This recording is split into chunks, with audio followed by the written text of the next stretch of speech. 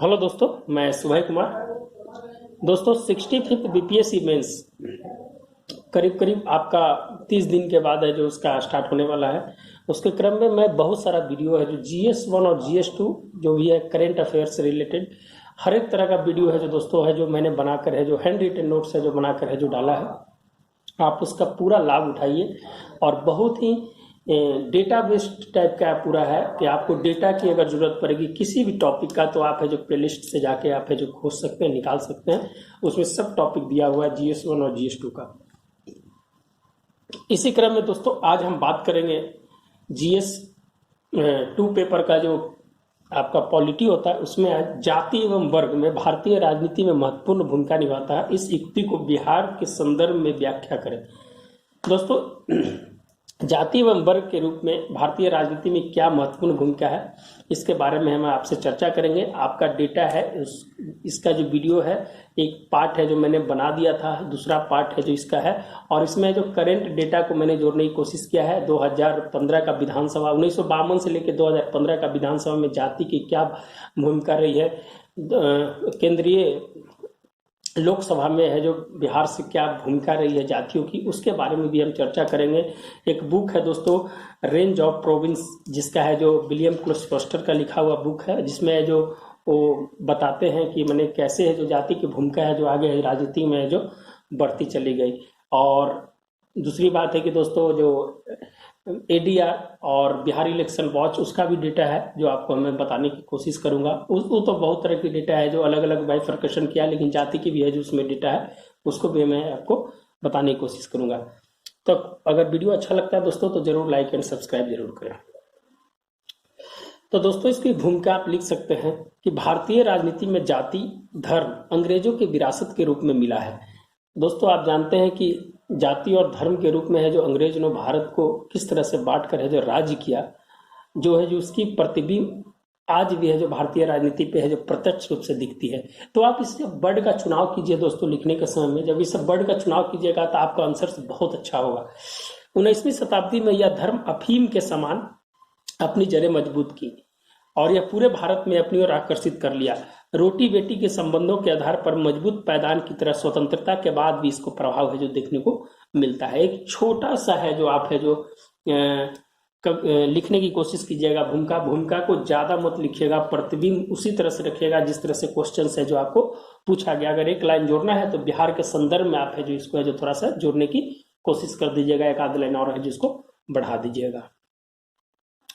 दूसरी बात है दोस्तों की जो जाति की है उसके लिए क्या क्या हुआ। 1932 का मैकडोनाल्ड, 1934 का पूना पैक्ट और 1947 के धर्म के आधार पर देश का विभाजन। आप जानते हैं दोस्तों कि 1885 से 1947 तक की जो स्थिति है उसमें दोनों राष्ट्रवाद और संप्रदायवाद दोनों है जो एक दूसरे के साथ पैरेलल चलते गया और लास्ट में है जो संप्रदायवाद हावी हो गया और जाति धर्म के रूप में है जो हमारा देश का बंटवारा हुआ और पाकिस्तान है जो धर्म के रूप में है जो बंटने वाला विश्व का पहला देश था जो धर्म के आधार पर बांटा गया था। तो वो भी एक कहीं ना कहीं वहां पर जाति की भूमिका, एक कौम की भूमिका है जो कहीं ना कहीं है जो वहां पर राष्ट्रीय जिन्ना की जो जीन है वहां उत्पन्न हुई और है जो कांग्रेस से अलग होकर कैसे मुस्लिम लीग की स्थापना होती है और कैसे है जो एक नया टॉपिक है दोस्तों, थोड़ा सा उसमें जोड़ने की हम कोशिश कर रहे हैं क्या क्या आप समझ जाए। इसका प्रभाव क्या पड़ा दोस्तों, बांटो और राज करो की नीति आज तक कायम है।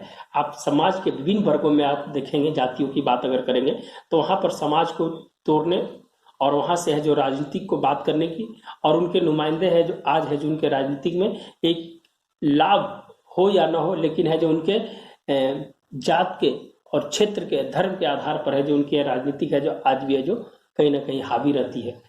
दूसरी चीज है कि जातिगत आधार पर राजनीति। जानते हैं दोस्तों कि इसके पहले 1934 में सेंसेक्स भी कराया गया था जातिगत आधार पे, लेकिन उसके बाद है जो कभी भी है जो जाति आधारित जनगणना नहीं हो पाई और इसके पीछे भी बहुत बड़ी एक कारण है।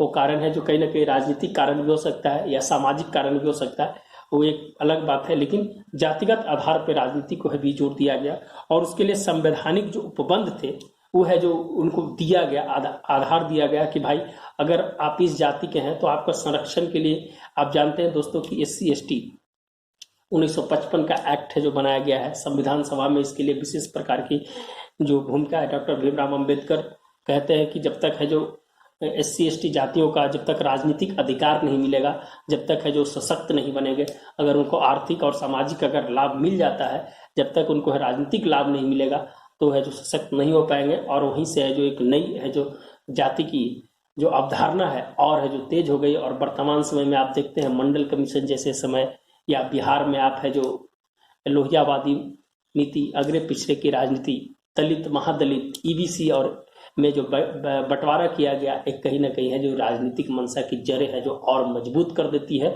जाति के नाम पे। तो कहीं ना कहीं कहा जा सकता है दोस्तों कि जाति की भूमिका है जो भारतीय राजनीतिक में एक दीमक की तरह है जो कभी छूटने वाला नहीं है। और ये है जो इसकी प्रभाव कहीं सकारात्मक भी पड़ता है और कहीं नकारात्मक भी पड़ता है। हमेशा दोनों पक्ष को लेकर चलने की कोशिश कीजिएगा दोस्तों, ताकि जो आपका आंसर है जो एक बेहतरीन आंसर हो जाए।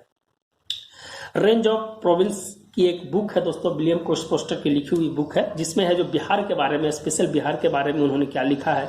1952 के विधानसभा जो चुनाव हुए थे, उस चुनाव में ऊंची जातियों का परसेंटेज 46% था, पिछड़ी जातियों का 9.3% था, अति पिछड़ी जातियों का 1.20% था और अनुसूचित जाति के 13.9% थे।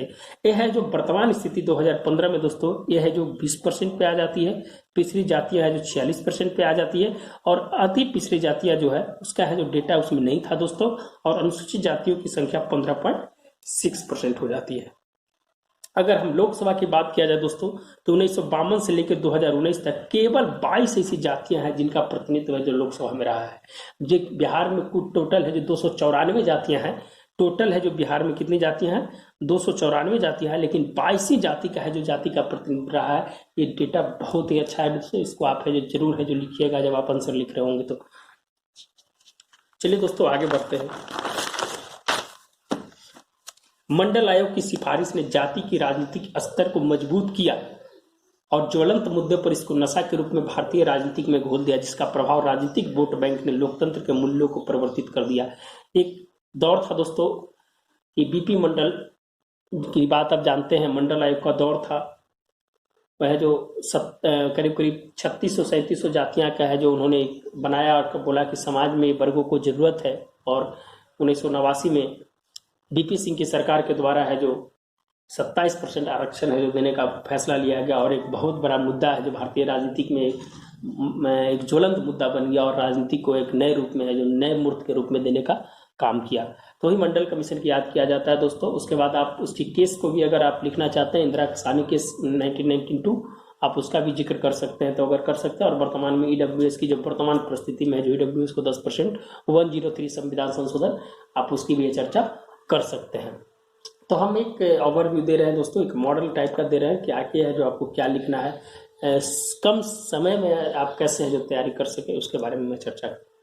फिर है दोस्तों 1990 से पहले की स्थिति, 1990 के पश्चात और वर्तमान की क्या स्थिति है उसको हम चर्चा कर देंगे। तो आपका पूरा है जो एक क्रिप्स बन जाएगा यहाँ आंसर का, और यहीं से है जो आपको नंबर है जो मिल जाएगा। मुझे ऐसा लगता है कि अगर इस तरह का आंसर लिखते हैं तो है जो एग्जामिनर है जो यहीं से देख कर आपको नंबर है जो पकड़ लेगा कि हाँ इन्होंने जो पूरा चीज़ है यहीं पर डाल दिया है।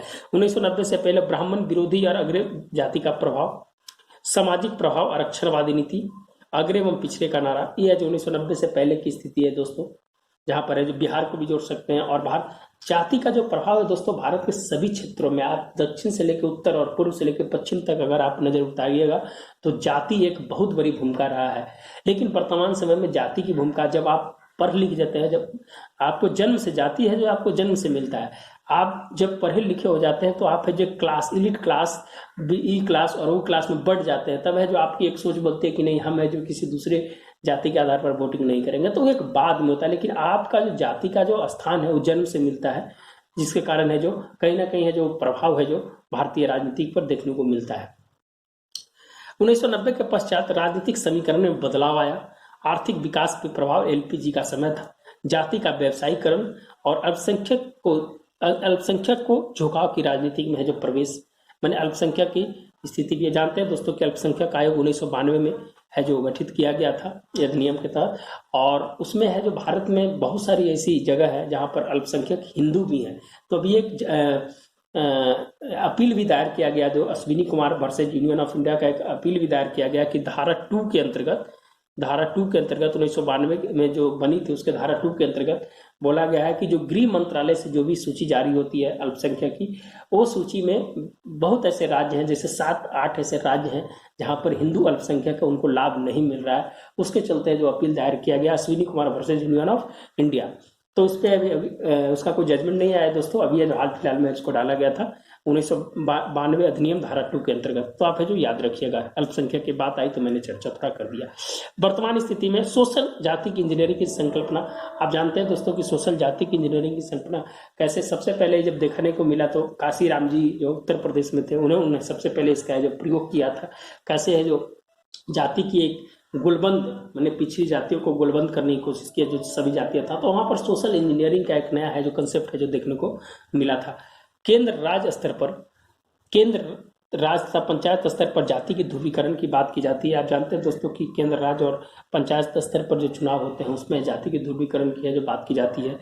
राष्ट्रीय आयोग का गठन कर वोट साधने की है जो राजनीति, अब है जो कोई ई आयोग बना लिया, कोई पिछड़ा आयोग बनाया, कोई अति पिछड़ा आयोग बनाया, कोई ये बनाया, तो उसके माध्यम से भी है जो वोट को साधने की जरूरत की जाती है। बिहार के संदर्भ में अगर बात किया जाए दोस्तों तो जातिवादों का 1950 से 1970 तक सवर्णों का वर्चस्व, 1970 से 89 तक अग्री पिछड़ी लोहियावादी नीति, और 1989 से 2005 मंडल आयोग का दौर, मंडल वर्सेस कमंडल आप जानते हैं। 2006 में दलित और महादलित को है जो दोस्तों है जो बांट दिया गया।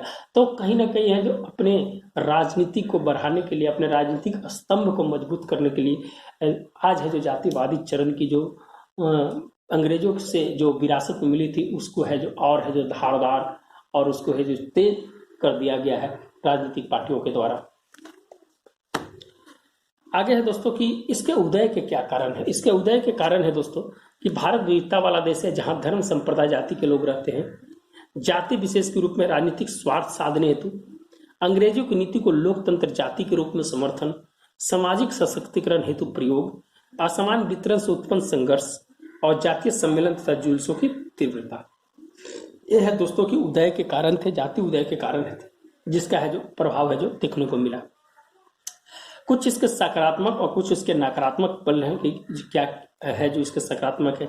SC ST पिछड़े वर्गों का सशक्तिकरण, आप जानते हैं दोस्तों कि अभी SC ST और पिछड़े वर्गों के सशक्तिकरण के लिए जाति कहीं ना कहीं एक भूमिका, यह तब है जो आपका 1952 और 2015 के बीच की जो स्थिति है जहां से 13% से 46% है जो पिछड़ी जातियों का है जो कहीं ना कहीं है जो राजनीति में अपना है जो भागीदारी करने का मौका मिला है। जाति आधारित संगठन, दबाव समूह, सार्वजनिक जीवन में भेदभाव कम, सार्वजनिक जीवन में भेदभाव कम करने की बात किया गया, इसके सकारात्मक प्रभाव पड़े। सामाजिक न्याय की नींव को मजबूत किया गया। आप जानते हैं कि सामाजिक न्याय सबसे इंपॉर्टेंट चीज है, समानता की बात करता है, सभी लोगों को एक साथ देखता है, पंथ निरपेक्षता की बात करता है, लोकतंत्र व्यवस्था में भागीदारी, सामाजिक आर्थिक राजनीतिक विकास के बल, संवैधानिक अधिकार का संपूर्ण प्रभाव, यह जो दोस्तों इसके सकारात्मक प्रभाव है जो देखे गए हैं। और कुछ नकारात्मक प्रभाव कि संकीर्ण राजनीति की है जो शुरुआत की गई, जाति के आधार पर झुकाव से आर्थिक विकास पर प्रभाव पड़ा, जाति के रूप में प्रशासक की भूमिका में नकारात्मक प्रभाव, अगर आप किसी जाति से हैं और प्रशासक बन जाते हैं तो कहीं ना कहीं आपके मन में वो चीज होती है, तो वहां पर जो इफेक्ट पड़ता है आप देखे होंगे, आप प्रत्यक्ष रूप से कहीं देख सकते हैं। अपराध एवं भ्रष्टाचार को बढ़ावा, उसके माध्यम से जो अपराध एवं भ्रष्टाचार को बढ़ावा दिया जा रहा है। राष्ट्रीय एकता पर खतरा, राष्ट्रीय एकता और अखंडता की जो बात करता है, कहीं ना कहीं जो क्षेत्रवाद, जातिवाद, धर्मवाद के नाम पे है जो उसको बांटने की कोशिश किया जाता है। वोट बैंक की राजनीति, अधिकारों का हनन से लोकतंत्र पर प्रभाव, तो ये कुछ ऐसे कारण थे दोस्तों जिसके कारण से है जो एक राजनीति में जाति और धर्म की भूमिका की है जो हमने जो बनाया था, इसके बारे में है जो आपको बताना था। और एक मॉडल आंसर के रूप में दोस्तों आप इसको है जो अपना कॉपी में कोशिश कीजिएगा कि आप है जो इसको लिखिएगा, तब है जो आपको एक अच्छा मिलेगा। तो हमने बिहार को थोड़ा सा इसमें टारगेट किया है दोस्तों, कि बिहार को इसलिए टारगेट किया है कि अगर मान लीजिए कि बिहार से आपको क्वेश्चन पूछे तो उसमें जो कुछ आपके डेटा होना चाहिए ताकि जो आप उसके बारे में है जो लिख सकें। तो कुछ ऐसे थे, तो बिहार और भारत को मैंने ऐड करके देखा है। और निर्वाचन आयोग के वेबसाइट पे जाइएगा तो वहाँ भी है जो आपको जातिगत पार्टियों के बारे में मिल जाएगा। अभी जानते हैं कि भारत में 8 पार्टियां हैं, 64 क्षेत्रीय पार्टियां हैं और 2393 है जो प्रांतीय पार्टियां हैं। और इनकी इसमें है जो जाति की भूमिका है जो आप है जो देख सकते हैं उसमें कि कितना कितना % है। और अभी बिहार में चुनाव चल रहा है, तो इससे सबसे इम्पोर्टेंट है कि ये कहीं ना कहीं है जो क्वेश्चंस को पूछा जा सकता है आपको पॉलिटी में। तो इससे लिए दोस्तों है जो मैंने कोशिश किया कि ये क्वेश्चन है जो आपको बताने की, हम अपने स्तर से कि आपको सहयोग हो। तो दोस्तों ठीक है, मिलते हैं नए वीडियो के साथ। अगर वीडियो अच्छा लगता तो जरूर आप लोग का यही सहयोग रहेगा कि आप जो लाइक सब्सक्राइब जरूर करें, यही मेरा मानक होता है जो हम काम करते हैं। अगर किसी प्रकार का और कोई टॉपिक होगा दोस्तों तो कमेंट बॉक्स में कर दीजिएगा, हम कोशिश करेंगे कि आप तक आपसे कनेक्ट हो और आप तक पहुंचा सके। धन्यवाद दोस्तों, मिलते हैं नए वीडियो के साथ। धन्यवाद।